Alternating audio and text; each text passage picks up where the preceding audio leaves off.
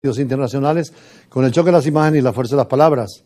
Pasamos de la política nacional a la política internacional porque el complejo mundo de las relaciones diplomáticas está cada vez más conflictivo y sobre todo con amenazas de guerras y de conflictos que parecieran no tener solución. Vimos cómo Roma se convirtió en un centro mundial de la diplomacia hacia la paz, donde estuvieron jefes de Estado y de gobierno y además autoridades religiosas de todos los cultos y creencias, buscando precisamente esa paz y terminando con las guerras. Sin embargo, cada día hay nuevas noticias donde lo internacional complica la situación de la sociedad, porque, por ejemplo, ahora con el anuncio del presidente Donald Trump de que va a construir una especie de techo impenetrable para los misiles que vengan desde Rusia, un misil nuclear tardaría media hora entre Moscú y Washington. Igualmente de Miami, un misil tardaría lo mismo tiempo hacia Moscú, o un misil de Israel iría a Irán en 10 minutos. Es decir, las armas atómicas están al alcance de la mano y son totalmente apocalípticas. De allí que, como Israel construyó una especie de techo de acero para liberarse de los misiles, tanto de Hamas como de Hezbollah, y sobre todo los misiles que pudieran venir de Irán, en el caso de que Irán tuviera capacidad nuclear, por supuesto que el presidente Trump también apoya la tesis en Estados Unidos de tener una especie de cúpula impenetrable para las armas atómicas, sobre todo, y nucleares y misilísticas que puedan llegar al territorio de Estados Unidos.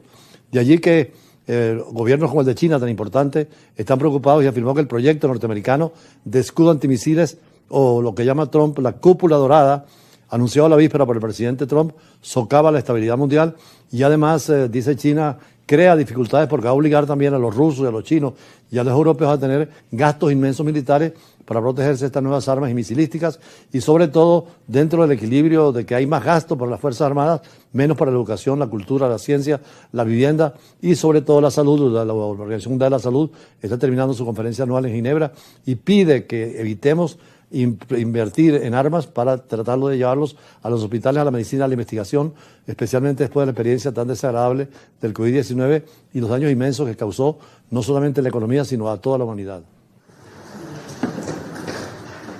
China criticó el miércoles el proyecto estadounidense para crear un escudo antimisiles llamado Cúpula Dorada. El gigante asiático dijo que la iniciativa anunciada un día antes por el presidente Donald Trump aumenta el riesgo de que el espacio se convierta en un campo de batalla, alimenta una carrera armamentística y socava la seguridad internacional y la arquitectura global de control de armas.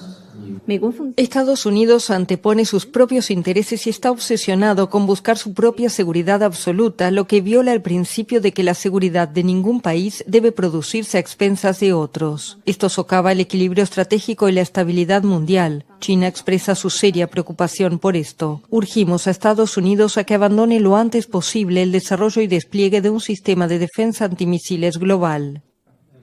Trump firmó a fines de enero un decreto para desarrollar un escudo antimisiles inspirado en el modelo israelí conocido como Cúpula de Hierro. El martes informó que se ha seleccionado oficialmente una arquitectura para este sistema de última generación que actuará en tierra, mar y espacio, y agregó que Canadá se sumará a la iniciativa. El presidente estadounidense aseguró que el sistema estará operativo al final de su mandato y costará en total unos 175.000 millones de dólares cuando esté terminado. Afortunadamente en América Latina tenemos lo que se llama el Tratado de Tlatelolco. Es un tratado después de la crisis de los misiles entre Cuba, en Estados Unidos y Rusia, cuando se puso fin a una posible guerra mundial entre Khrushchev y Kennedy, y tenemos una zona desnuclearizada en el continente.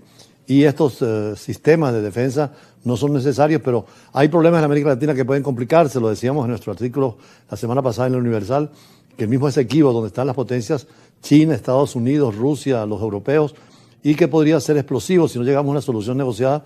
Por cierto, mañana tenemos una conferencia sobre esto en el Centro Cultural Tamira Village, de las ramificaciones y dimensiones políticas, diplomáticas y económicas del tema del Esequibo, pero que es un tema más, junto al caso de China con Taiwán, o el de caso de Rusia con Ucrania, o lo que está pasando entre Pakistán y la India por Cachemira.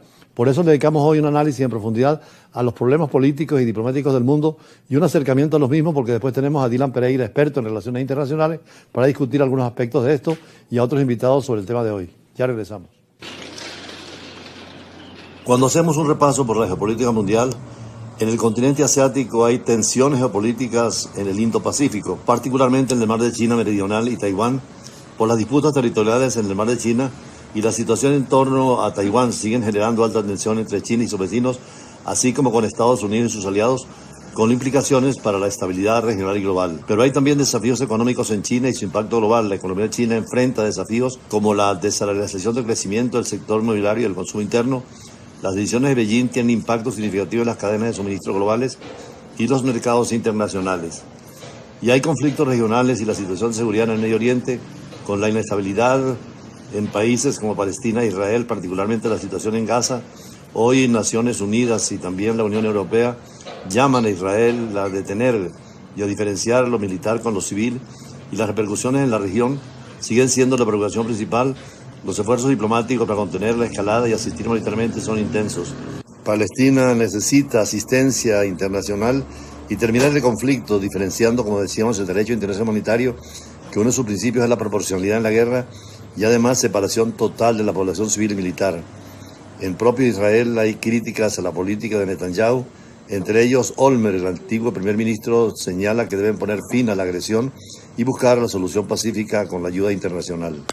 En el continente africano, dificultades hacia la democracia, permanente inestabilidad política y golpes de Estado en la región, sobre todo las antiguas colonias francesas e ingleses. Varios países están continuando con cambios violentos, con transiciones militares y la consciente actividad de grupos armados. La búsqueda de soluciones de gobernanza y seguridad es prioritaria, pero ha producido crisis humanitarias y de seguridad alimentaria por conflictos y cambios climáticos. Grandes extensiones del continente africano enfrentan graves crisis humanitarias debido a conflictos prolongados, desplazamientos masivos y los impactos del cambio climático que derivan en hambrunas y escasez de recursos básicos y una migración hacia Europa incontrolada. Se necesita inversión y desarrollo sostenible en todo el África. A pesar de los desafíos, se observa un creciente interés en la inversión en sectores como las energías renovables, la infraestructura y la tecnología en diversas naciones africanas, impulsando el desarrollo sostenible y la diversificación económica. En Europa, la guerra de Ucrania y sus ramificaciones geopolíticas, el conflicto continúa siendo el principal foco de atención, con nuevas ofensivas de la ayuda militar occidental y las discusiones sobre una posible resolución. Las consecuencias económicas y energéticas en Europa son palpables y fracasó ese diálogo directo entre el presidente Putin y el presidente Trump. El presidente de Estados Unidos dice que Europa debe ocuparse de su problema con Rusia, y esto obliga a los europeos, y están reunidos los ministros de Defensa y Relaciones Exteriores, a tener su propio ejército, su fuerza armada, y estar en la autonomía frente a Estados Unidos y en la OTAN, particularmente frente al temor de la extensión de las fronteras rusas y en una definición de su política exterior hacia América Latina, hacia África, en una visión de buenas relaciones con el mundo, donde la Unión Europea, que son 500 millones de habitantes y 5 millones de kilómetros cuadrados, junto a China, Rusia y Estados Unidos, juegan el papel fundamental de la geopolítica mundial. Europa, de acuerdo al Banco Central Europeo, enfrenta una desaceleración económica, de alta inflación en algunos sectores y debate sobre cómo estimular el crecimiento. Por eso las decisiones del Banco Central Europeo y las políticas fiscales de los Estados miembros